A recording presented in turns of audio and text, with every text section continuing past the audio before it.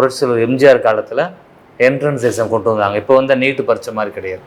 அப்போ 12th மார்க்கில் தான் எடுப்பாங்க. பயாலஜி மார்க் எடுப்பாங்க, ஃபிசிக்ஸ் மார்க் எடுப்பாங்க, கெமிஸ்ட்ரி மார்க் எடுப்பாங்க. அப்போ நம்மலாம் ஒழுங்காக படித்தோம். அதை அந்த மார்க்கோட ஒரு என்ட்ரன்ஸ் 50 மார்க் வைப்பாங்க. இது லாஜிக், நியாயம். ஆனால் இப்போ என்ன கொண்டு வந்துட்டாங்க, நீட்டுன்ற பரீட்சையை திமுகவும் காங்கிரஸும் 2010 அதைத்தான் முதல் ஆரம்பித்தாங்க தமிழ்நாட்டில். அதுக்கான விஷய விதையை தூவுனது திமுகவும் காங்கிரஸும். இன்றைக்கி அந்த நீட்டுனால எத்தனை பேர் உயிர் பலி பார்த்துருக்கோம்.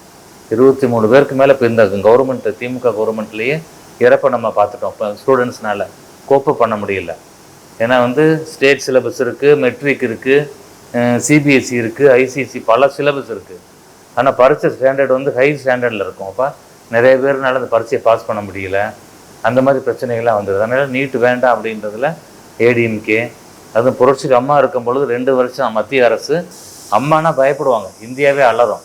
மத்திய அரசு பயந்து தமிழ்நாட்டுக்குள்ளே நீட்டே வரலை. ஐயா எடப்பாடி காலத்தில் இந்த நீட்டு வந்தப்போ என்ன பண்ணார், இந்த 7.5% கொண்டு வந்து காம்பன்சேட் பண்ணிட்டார். அப்போ 20 பேர் காலேஜ் போன இடத்துல 600 பேர் போகிறாங்க. 11 காலேஜ் வந்தனால அதில் வேறு. அப்போ 3000 பேர் இந்த நீட்டுன்ற கொடியை இருக்கும் பொழுது கூட மெடிசன், மருத்துவ கல்வி படிக்கக்கூடிய ஒரு வாய்ப்பை ஏற்படுத்தி கொடுத்தார். இதுதான் சிறந்த தலைவருக்கான ஒரு அடையாளம்.